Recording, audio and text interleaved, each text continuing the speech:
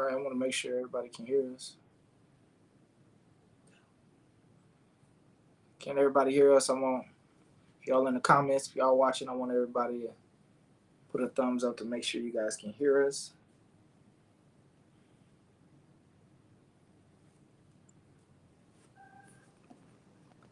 Y'all talk back to me. You know.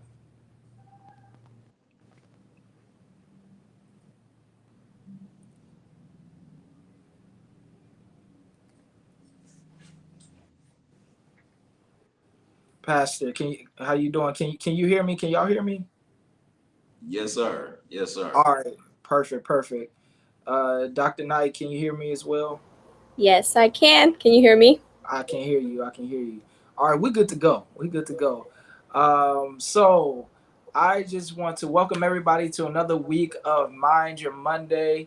We are so excited because we have two great guests here on tonight. First thing I want you guys to do, I want you guys to like and I want you guys to share. This is going to be a very, very interesting topic on this week. I'm excited to also have my wife here. Anytime I have my wife on is, she makes me look a little bit better, because she's beautiful. So she, helps me out a little bit. But again, I want you guys, when you're coming in the room, I want you guys to like, I want you guys to share. This week, we're going to be talking about mental health in relationships. And I know a lot of people who were extremely excited about this week. I had great anticipation as well because it's something, that needs to be talked about. And we have two great guests that are on tonight who I'm very confident has some great information to share with us. And they're just going to bless us extremely well. And so I'm excited to introduce to you guys tonight Pastor Benjamin Wilson and Dr. Mirriam Knight-Wilson, who is a married couple. We're so excited to have them on tonight. How y'all doing? Good. Real We're excited. Excited about this conversation. Yeah. Yes, indeed. So I want you guys to just introduce yourself just for a moment, and then we'll get right into the conversation. Okay. Hi, everybody. My name is Mirriam Knight-Wilson. I am originally from Southern Africa. Moved here about 7 years ago when I met this person and got married to him. Relocated my entire life to the U.S. And so here we are. I am a therapist. I am a doctor in psychology, still working towards my independent licensure.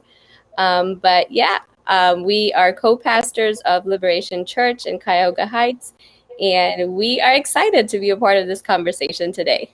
Absolutely. Pastor, greet us just for 1 second. All right. Look, she covered it all. We are co-pastors at Liberation Church in Cleveland, and man, we are excited about this. My name is Benjamin Wilson. Man, when I tell you that she makes me look good. When you were speaking what you said about your wife, man, I totally understand. Facts. It's the same on this end. Yes, sir. Facts. Yes, sir. They definitely compliment us well. So we're extremely excited on this week to talk about mental health and relationships. Listen, it is something that is extremely important, especially if you want a healthy relationship. For those individuals such as us, we're in church. We operate, faith-based. We believe in the Lord. We believe in Jesus, and we serve Him. It is just something that just correlates with each other. Is the mental health and the faith side, the mental health and the spiritual side, and then the spiritual and the relationship side. And I believe that it's extremely important for us to shed light on that part, especially if you want a relationship that is going to last. Particularly in this generation where divorce is at a higher rate than it, has ever been. It is, stigmatized to have a long relationship, a long marriage, anything, just because we're just so spread everywhere in this generation. So to just have that and to understand that the mental capacity of both individuals is extremely important to last in a relationship. So we're gonna dig right in. Of course, my wife and I. First of all, baby, you want to say anything? Hi, y'all. Nice to meet you guys. You Not really too much or nothing. Just Okay. gonna go with the flow. Tap me when you want me to chime in. But that's cool. First thing I want to talk about tonight. I just want to ask Cody. You guys are the experts tonight. They hear us every week, but we're going to expound a little bit. But you guys are the experts, and we want to hear from you. And we're just going to talk about a few points. First thing I want to hit on though is a very important question that I hear a lot. And it is something that people ask me, is this something that should be? But I want to talk about should mental health be a required topic in the acquaintance part of dating? When you first meet somebody and you guys are getting to know each other, you guys becoming more acquainted. Should mental health be a topic? Should that be something that it's like, okay, I need to get to know you a little bit more mentally, and how do we kind of approach that conversation? I mean, it's like, are you crazy? Are you crazy? Do you have something wrong with you up here in the head? But I'm sure it's not that, straightforward. But how do we approach that? Should that be something that we start off with, and how would we approach that? Oh, we. Wow. I'll let him start because the man is normally the pursuer, right? Absolutely, without a doubt. Without a doubt. I would say, as far as it being a required topic, I think it's one of those situations where it may not actually come out as a part of the conversation, but it absolutely should be on the radar. If it comes out in the conversation, man, pursue that conversation. Make sure you talk about it. If not, make sure it's on your radar. And when I say that, I mean, as the man pursuing, you can't just pursue. Part of the pursuit is really getting to understand who it is that you're pursuing. And knowing that part of it, you can see different patterns, you can see different habits, and those things kind of trigger what it is you absolutely are getting yourself into. The conversation that you have, you can tell by conversation if you're really listening. And that is something that as men, we kind of, when our eyes are focused on what it is that we want, it's almost as if our ears shut off. And so we really want to make sure you're listening to what is happening, to what is being said. And also not just what's being said, but what's not being said. Because those will be the things that you can kind of see where somebody's mind is. If they seem to be all over the place, you kind of know this might be somebody I want to have this conversation with a little more intense and be more intentional about the conversation. But to answer the question as far as a simple yes or no, I would have to say yes. It should be a part of your dating acquaintance. Wow, awesome. Dr. Knight, what Dr. Wilson do? What you got? Well, I think with today, it's becoming more of an open conversation. People are more open to talking about mental health than they would maybe a couple of years ago. Things like depression and anxiety, trauma, and all of that is something that people are hearing more of than they used to. So I think it's probably not a conversation where you say, "Hey, are you okay up there?" But knowing what are the signs to look for in terms of anxious behavior, depressed behavior. Is this person moody, up and down? One day they're up, and the next day they're. What are some of the signs to look for in your first interactions with a person that might be an indication that something's maybe not totally okay? Are they easily triggered? Do they get angry really fast? Being aware and open to, I think it's more so the nonverbal parts of the conversation versus the verbal parts that would give you an indication of where a person stands mentally. And I think a lot of times we rush into relationships and we rush into commitment without really giving each other a chance to get to know each other. Another thing I would say is really important is seeing how this person is around other people.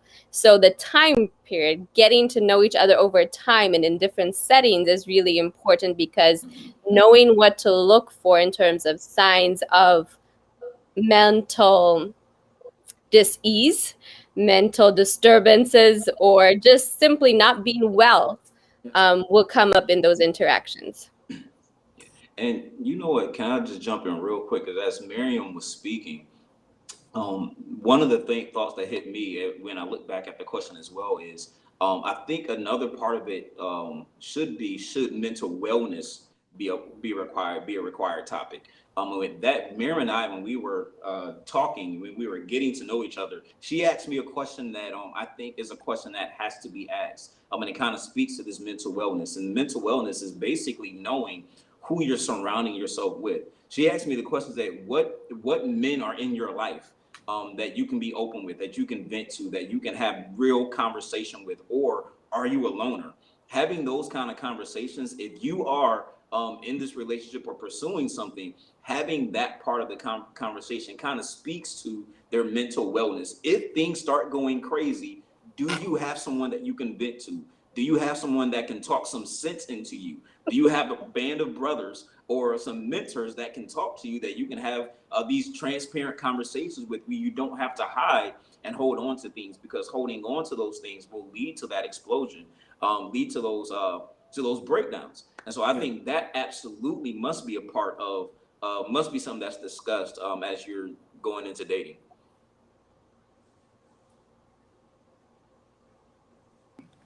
I think that with having that, discussion, it's like, Pastor, you said something. It's like understanding how to really maneuver that, or to how to really, you said, show, signs, okay, well, this does that. But I think it is like saying, all right, well, I got this, going on, and um, this is something that I do, in this moment, and when I do this in this moment, this is it is an indication of this, that's that, and third. So it's like, if I'm on the other side and I'm perceiving that, it's like, okay, now that could be a sign of this, or it could be a sign of that. And then so I'm sitting on the other table, and now I'm able to perceive. So it's all about perception, and it's all about understanding, okay, well, this is the sign that indicates that this could be something that's going on. Also, I believe that talking about childhood is extremely important when understanding certain things. How was your childhood? How was it like being brought up in your family? What was your household like? And then I'm able to perceive, okay, well, this person could possibly struggle with this or not, and then understanding as time goes on, I'm seeing indications that, okay, if this person is responding this way, then it could be stimulated through something that has happened in their childhood, something that has happened when they were coming up. So that's extremely good. That was great. Do you have anything on that as well, babe? Yes, we discussed a bit of this earlier, and I don't know. Can you all hear me? I talk well. Yeah. Okay. So we discussed this a little bit earlier, and I said, yes, paying attention to red flags and patterns is a plus, but then that's when you get the chance to analyze yourself. If it's a red flag, or if you see a red flag from somebody that you're dating, it's obviously something that you're either offended by, or it's just like, no, I'm not really digging this. So then that's when you go within yourself and be like, okay, that's duly noted about them, but why did that affect you? It's that they, why did that affect you so much, or why did you get offended so much by them doing that? Like, what is it inside of me that is being triggered? So I always like to say, like, one of my favorite sayings is that everybody in your life is a reflection of you. Oh, God, I can't do it. I'm sorry, it's hot. But everybody in your life is a reflection of you. And know that if you ever notice anything good or bad in somebody else, know that you have something of that like inside of you too. So I think mental health is definitely definitely a topic that should be talked about when you first meet somebody. It doesn't have to be so formal. I feel like when you're actually trying to connect with that person and not trying to, get in just their pants and stuff, you pay attention to stuff. You're open up enough to be able to talk back and forth. Like, yeah, I went through this, and yeah, I got cheated on. Yeah, I used to do this, that, and forth. If it's really somebody you want to deal with, you know what I'm saying? And even if it's not somebody you want to deal with, and you're just trying to get the, boom, boom, bam, and get it done and over with. Even in that, I don't. What did I say? Even in that, I don't think you have enough time to like really notice red flags if you're going for just that purpose. But nevertheless, yes, I agree. So I think that's we're off to a great start, guys. I'm excited about it. Another question, while we're on that topic, do you guys think that should dating couples, we're talking about dating now, we understand, when it comes to marital things, conflicts come up marital, we seek counseling, we seek therapy to kind of mediate through those crisis moments in marriage. But during dating, should mental health therapy and counseling be done individually or together? And I asked that question because I've had countless people that were dating set up therapy sessions, mental health therapy sessions, and it wasn't because they were anticipating marriage. Of course, we go through counseling and therapy. Well, counseling before we get married. Just to make sure this is something that we want to do. But we're talking about mental health counseling and therapy, and they're like, we're dating and we're going to set up this together, and should it be something that they do together, or should it be an individual process because they're not married? You don't know what could happen throughout the future, and they could not be together throughout the future. So is it something that they should endeavor to do together, or should it be something individual?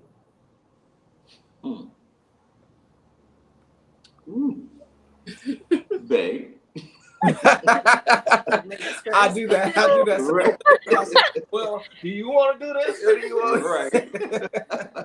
Well, I think it has a lot to do with like Morgan, right? Yes.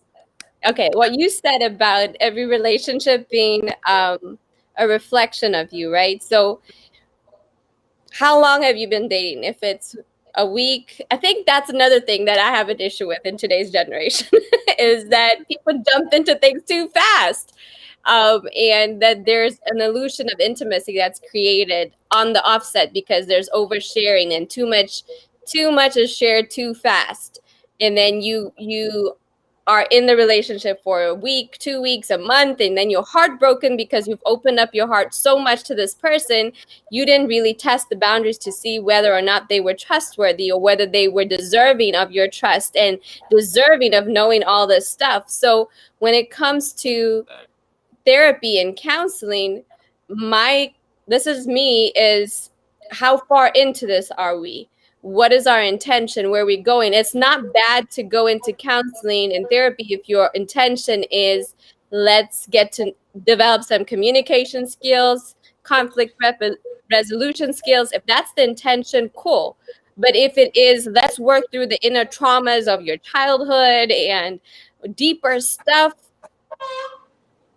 I personally would be a little hesitant about going into that stuff with somebody else without knowing where the relationship was going.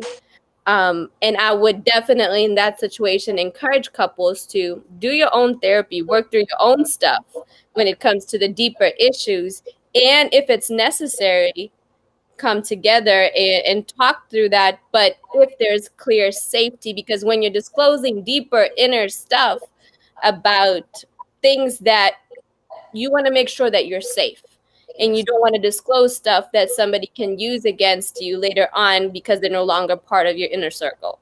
Got you. Yeah. Man, I'm so glad you took that one first. Because it's much easier to feed off of a question like that. But you're absolutely right. When you are in a dating relationship, there is nothing that says this is it. You know, this is, and so you're going into a counseling session. You're being open. You're being there are some things about you that are being exposed. Things about your past. Things about you that again, like Mirriam just said, this person, if they're not a part of your life, they know these intimate details about you, that now there's some person that you're no longer connected to. And so it kind of goes in the church, you hear about this all the time, people that are a part of your life for a season. And do you want someone that is a seasonal relationship, having this lifetime of intimacy with you because of they were a part of that particular conversation and those sessions with you? It's one thing to have those conversations be a part of your dating relationship. It's another thing where you're going and you're having a professional that knows how to dig in and pull those things out and have that person there in the dating relationship. So I think the level of the relationship does absolutely need to be at a different level before going into those combined sessions. Yes. That being said, I would say definitely before I do, those are conversations that you want to have. Yeah. If you know, I do believe that in certain connections with other individuals that we come in contact with, you know, in monogamous dating, or what have you, or you know, just casually talking. Sometimes just connecting with other people, it brings about a self awareness of things, of internal conflict that we could have in ourselves. There have been, you know, times that, you know, just, you know, through friends, you know, that I have, or, you know, just acquaintances or associates that, you know, just speaking with them, you know, and, you know, building, you know, a friendship with them, that I realized, just as my wife said, that there are certain things that, you know, is shedding light within myself, and I walk away from that conversation. I'm like, wow, you know, what I didn't know about myself, now I know, and that, you know, that could help me along the way. And if you're dating, and you come across someone, and you're talking to them, you know, you guys are, you know, may have intentions of, you know, taking things further or whatever, and you realize some things about yourself, just through the connection of that one person. I think it is extremely important that, if you realize those things about yourself, certain things that you could have repressed or suppressed throughout a period of time, it's like, I need to get myself some help before I bring that other person into my circle, and now they become a casualty of things that I have not dealt with. And I think that is extremely important as well, that sometimes just, you know, talking to other people, it sheds light of things that were dark, you know, and buried within myself. And then now I can go off and, you know, and I can get therapy and I can get help, you know, before I bring that person into my company. And now, you know, it's just a whole big mess because I never dealt with those things that, you know, I had buried deep down on the inside. What you have to say about it? I completely agree with Mirriam. As far as people moving too fast, and now you have somebody that, you know, you just met that knows your inner deeper secrets, and you don't know how that person could either use that good or bad. You know what I'm saying? They can use it in a positive way or they can use it in a bad way. But still, it's like, are you 100% sure, and can you trust that this person is not going to drill in the mental illness even worse? You know what I'm saying? So I get that on that level. And again, I feel like everything takes time, and like she said, like that's the major issue in relationships, is that everybody is always jumping into them, thinking that, you know, this is it, this is going to be my forever, and forever ends within a month. You know what I'm saying? So Definitely agree with that. Even based off of me and my husband's testimony, we got engaged the first month of us dating, and I'm telling you, when We knew each other. We knew each other. but we never dated. You know, so it was a different relationship though. So Facts. I mean, when you talk about brick walls, I mean, bam, bam, bam, just back to, because again, like, we didn't know each other like that, and so I definitely agree with what you said, Mirriam, and and Oh, you ain't gotta agree with me. oh, I mean, yeah. No, you ain't gotta agree with me. You know what I'm saying? Everyone said, how can we work together? That's an agreement. Agreement, sir. No, for sure. So we have a few more minutes left. I want to get on this before we get out of here. I want to tag this because this is a very, very strong topic that I get a lot too. Mm-hmm. How does one manage mental stability during a breakup or a divorce? Ooh.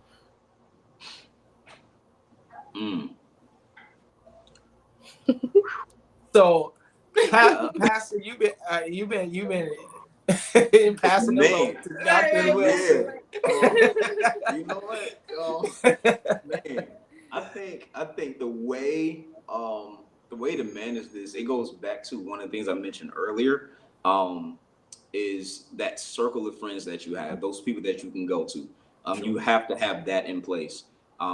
Making sure you have that in place before going into a relationship is vital, because not only are they there to help you while you're in a relationship, they're there to help you kind of see what you don't see.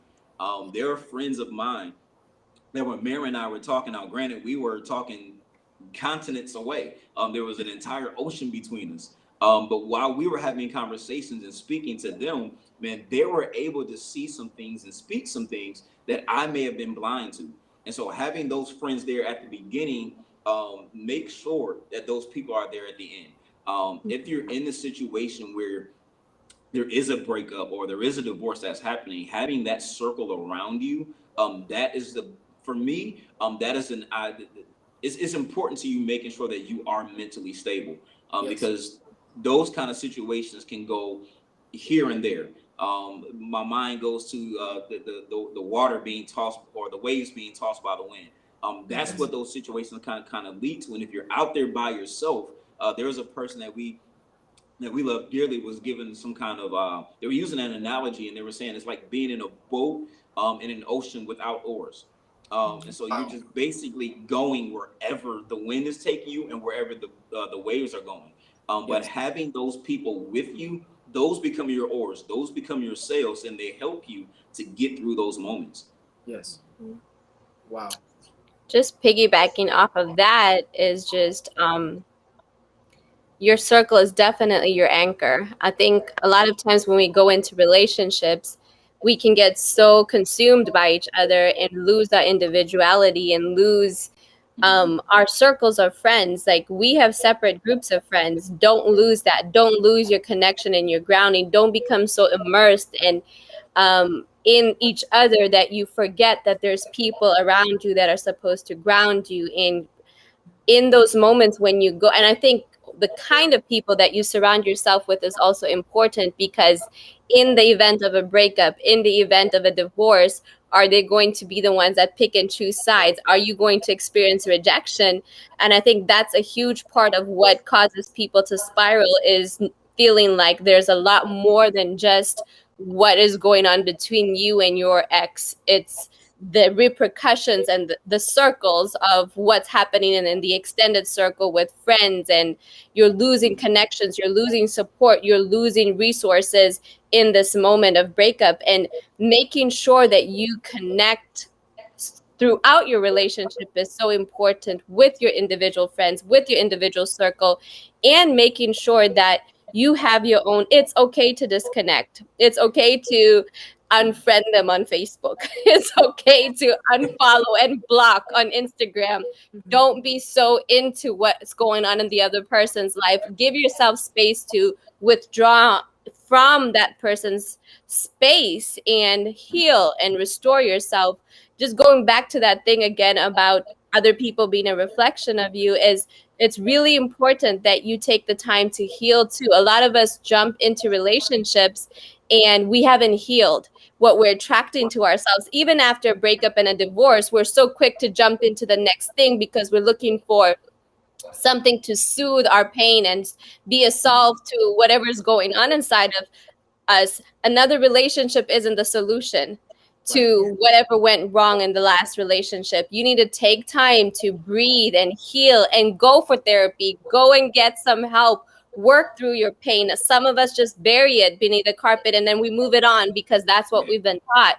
Don't avoid dealing with the pain and the hurt, and go and analyze it, because if you don't, you're going to repeat the same cycle in the next whatever. You're going to draw back to yourself the same situation and it might be multiplied again. So heal. Allow yourself the space to heal. Allow yourself to adjust.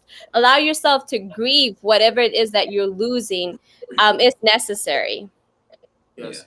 And you know, I strongly believe that, you know, a lot of times, you know, we reach for other people, and we rely on our happiness from other people.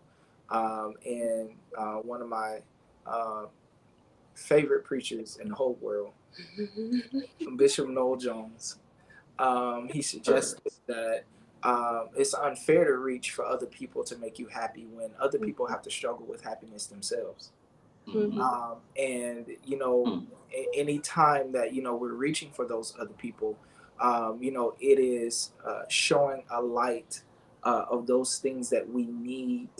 You know, we all, you know, have that need, and what that need is internally are those things that we need to fix, or you know, get some sort of help in fixing within ourselves.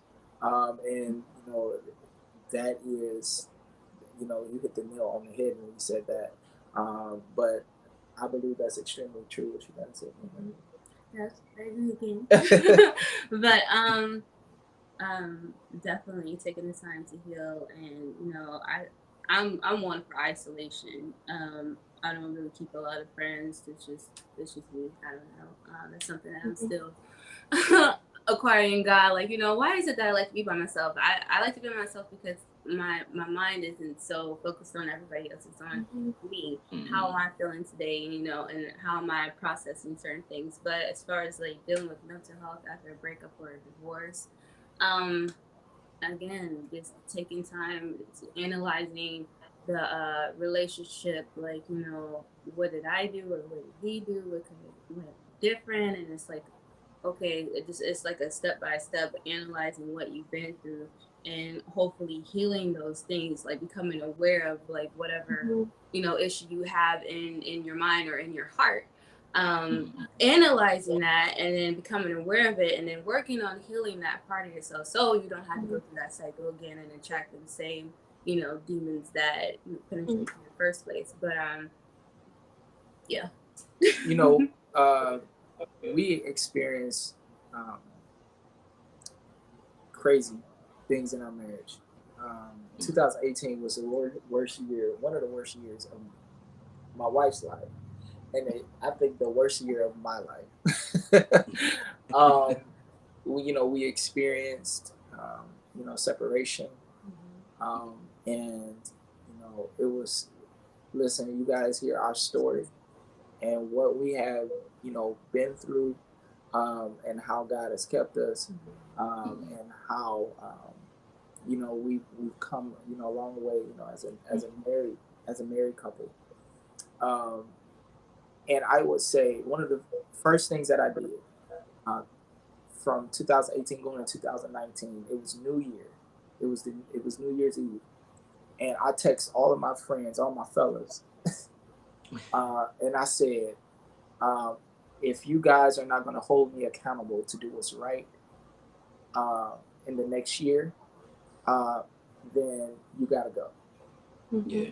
And it was just that, I was like, I'm like, my marriage is over. I just had this perception, my marriage is over. Of course, we just in the separation, but I'm like, If it's gonna be over, then it's gonna be over. But I can't go into another year like this. And I made it clear that if you're not gonna be that friend that holds me accountable and tell me when I'm wrong, and not aid me in my wrong, but tell me when I'm wrong, then you have to go. I love you, and you my guy. You know what I'm saying? We do a lot together, but if it's not gonna be like that, then you gotta go. I was determined that if my marriage was going to work, then it was going to work on new principles. If it was going to fail, then I was going to move on new principles. And so I had to make that declaration to myself that, I'm not going to, allow these people to be, what they once were, in my life. And that helped. I would tell you, it was moments. I didn't think that I was going to make it, and I was telling God, listen, my faith is all that I have right now, literally. My faith is all that I have. And it was in those moments that, God, would send deposits to my spirit and let me know that you have to make a decision. I was going to get therapy and counseling. My wife, I was going without my wife. My wife, she was finished with the marriage.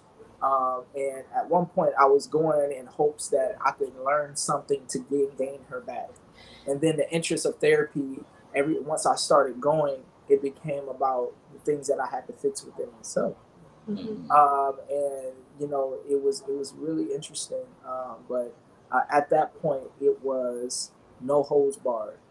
And I had to reach for what allowed me, that gave me strength, and gave me good counsel, and that's how I managed through that difficult time. That's what I wanted to chime in, and like we handled our separation completely different. Like he had like a whole panel of people pouring into him and encouraging him and everything. But when I went through my ordeal with him, my worst years were like the first 4 or 5 of ours. I suffered by myself. I literally went to God and God alone. I didn't really try to talk to nobody about it because I didn't really know what was really going on with him. I just felt a spiritual disconnection at the time. So, I'm going to God about it. So I took it upon myself to work on myself because for some reason he was just the next thing to God in my life. Like he could do no wrong. So I analyzed myself a lot during the first 4 years, and even during the actual separation, I still worked on myself by myself. Reading the Bible, reading articles and different separate things, trying to keep myself grounded or whatever. I just find it funny. Like we both went through the same ordeal, but we handled it differently. But yeah. But that's just like I said, I like to handle things on my own. Yeah, I'm a social guy. Yeah. I'm a social guy, so it could be a bit of a deflection or whatever. It could be, but I do find strength in when you got good people around. It just helps you appreciate the good times. My wife, she was like, just leave me alone. Go do you. Right. Do whatever. I don't care. Just don't touch me. Don't talk to me. None of that. Pastor and Dr. Knight, I just want you guys to share just a couple minutes, your experience of being married, just some formulas to a progressive relationship, a healthy relationship, and just some encouragement to the people before we get out of here. Man, you know what? As you all were sharing, man, there was so much as you talked about that was such a mirror image of us. The first we're approaching 7 years, and those first, babe, what was it? Maybe 5. Yes, those first 5 years were a struggle. And when I say a struggle, I mean we experienced so many different things as far as the conversations that we had and the disconnect that we had and arguments that we neither one of us are really big on conflict and confrontation like that. So arguments were really interesting. But after experiencing all of that, man, being able to be in that place where I think we were talking earlier this year, like this year has been that year. It was like, man, we're finally hitting this stride. But even in going through all of that, it was A seventh year of rest. Right. I moved along. Right. God, we made this fun. I don't want to go too much into the other without giving Mirriam an opportunity to share as far as some of the experiences that we had in those first couple of years to get us to that place. And then we can kind of talk quickly about things that helped us get to this point. Sure. Go ahead, babe. Just finish what you were saying before I interrupted. So after going through those first years, there was a lot of disconnect. Not seeing eye to eye, things that she was seeing, things that I was not seeing, things that she was experiencing that I was completely oblivious to. But after we had those conversations where my eyes started to be opened, then we started making some progress in where we were together. A lot of those times she was leaning on me. And to be honest, I just wasn't there for her to lean on. I was doing my own thing. I had my own mind. I had my own focus. And there were many times where she was like, babe, I'm drowning, or I feel like I'm alone. And those were moments, those were conversations that hit me hard. But I recognized them, and it took some time for me to get to that place to where we were able to start making some progress. But even in all of that, when we got married, we sat down together and we came up with what we called our One Forever Covenant. And that One Forever Covenant was something that we read to each other when we said our vows. And then after hearing it, we went to a church, and the pastor that did the wedding here on the U.S. side, he was like, man, he said, I want to read this out loud for the other couples to hear. And that thing, man, when I tell you, it kept us even going through all of the craziness. Having that covenant was really what kept us together. One of the biggest things, a part of that covenant that really kept us strong was the fact that we made a covenant to each other that we would always open the day together in prayer and close the day together in prayer, even if we were separate. Now, that first year we spent, babe, what was it? Maybe 6 months of our first year of marriage, we were not together. Wow. She was still overseas in South Africa. And so that tested us with this covenant. And with that covenant, even during those 6 months, having the opportunity to wake up and pray together and close the day together, regardless of location, that's one of the things that kept us strong. Yes. Mm-hmm. Wow. I think coming into our relationship, so we were long distance in our dating. We met in August. We started talking maybe in November after 3 months of me ignoring him. Like quite literally ignoring him. But here's the reason why. I was coming out of a 10-year relationship. Okay. And I was not interested. So I'd been really hurt, really, really broken, really traumatized by this relationship. Walking out of that relationship was literally a life and death situation where I had to choose life and walk away from it. And that messed me up in so many different ways. And so coming out of that, I needed to know that I had closed that chapter completely before I could go into anything else. Apart from that, he was not my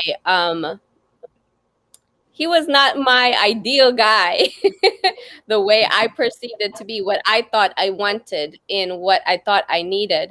But he was God's choice for me.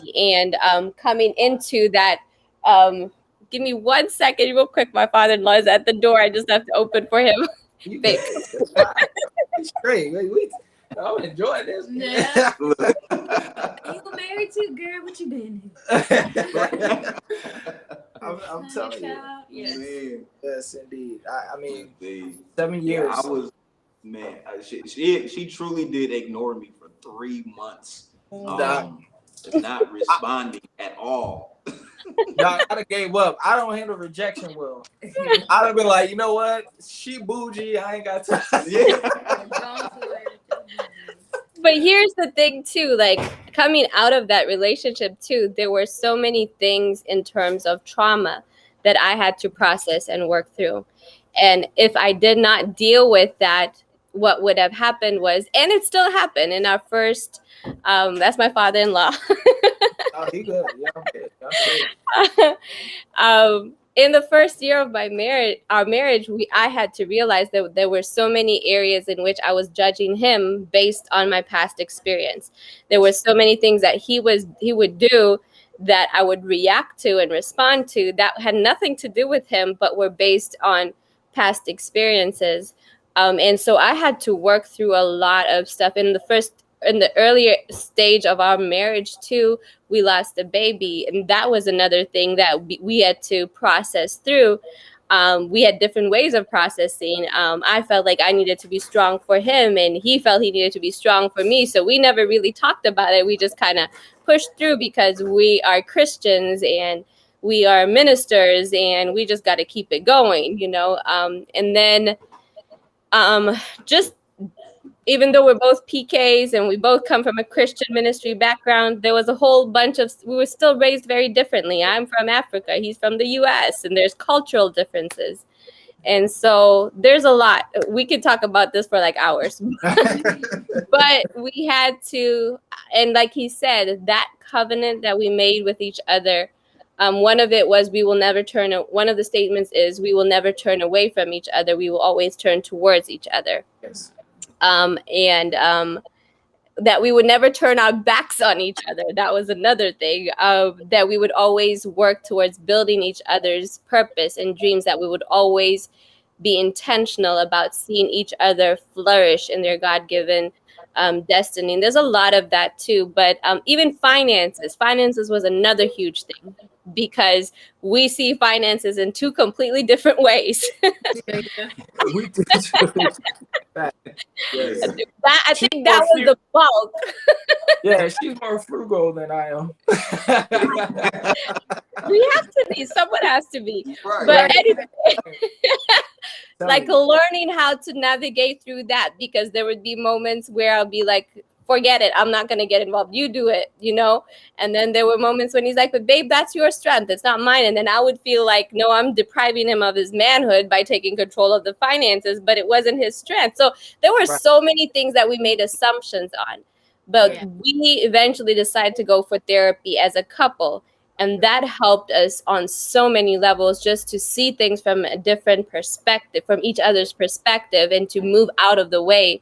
And definitely talking to other people and getting the covering and the prayer of mentors, and being accountable has definitely helped us a lot. But yes, definitely being grounded in our faith, knowing that God brought us together for a purpose. That's a huge one.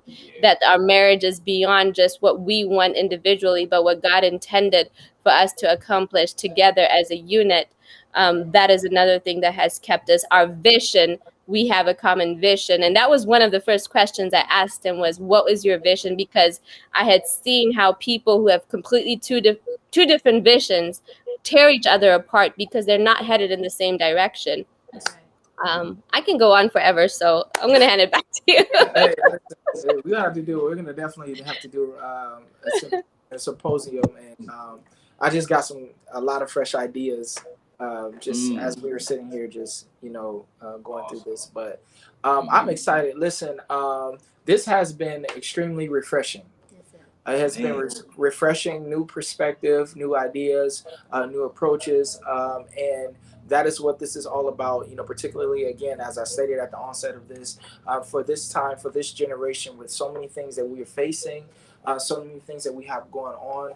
We need to know that we need to be able to relate to each other and understand that although we are Christian. We don't have to, hold so many faces, within the parameters of ministry. But there are times that we can allow ourselves to be vulnerable and expose things that we struggle with as couples, we struggle with as individuals. And I believe that it will allow us to reach another generation of in relevancy and just in being relatable. And so I'm extremely appreciative of you guys and your time. For those that are watching, you guys, I want you guys to follow Pastor Wilson. I believe it is Liberation Church on Facebook, as well as on IG. It is now.b.legendary. All right. Did I get that right? Yes, sir. Yes, All sir. right. Now.b.legendary. Go follow him and reach out to him. Also, you can reach Dr. Knight-Wilson, Mirriam K. Wilson on IG. I believe you're on Facebook as well too, right, Dr. Wilson? Yes. Yes. As is it Dr. Mirriam Wilson on Facebook? Mirriam Knight-Wilson. Mirriam Knight-Wilson. All right. I just want to make sure we get it right. But you guys go follow them on your social media. They are very, very personal people. I reached out to Dr. Knight-Wilson a few months ago, and we began just to collab on, this mental health thing, and they were extremely excited. She was like, I got to, talk to my husband and make sure. I'm like, you better talk to your husband because I'm going to tell you something now. No, you hey, y'all make sure y'all talk to y'all spouses out here. Well, no smoke out here. You make sure you talk to pastor and make sure you get the okay with pastor. But you guys are extremely a breath of fresh air. We look to do more together in the future. You guys that are watching, go visit our website, www.myb.org. You guys will find a lot of our content there. You can also go subscribe to our YouTube page at MYB TV. And you guys will find this stream along with others that we've done.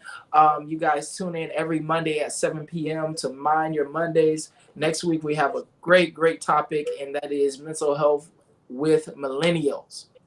So that's going to be extremely good. And I'm so thankful to have my wife. Come on. My wife is not a camera person. She does not like to be on camera.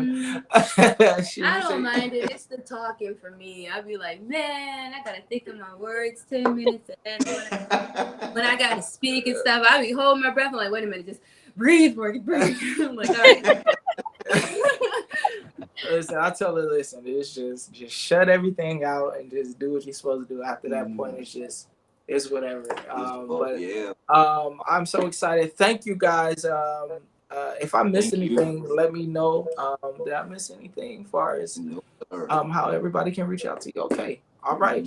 Well, listen, I thank everyone who has tuned in today for your time. We're so excited again for next week. Y'all make sure y'all tune back here for another week of Mind Your Mondays. Until then, we'll be praying for you guys. We love y'all, and we'll see y'all soon. Peace. Did you? Yeah.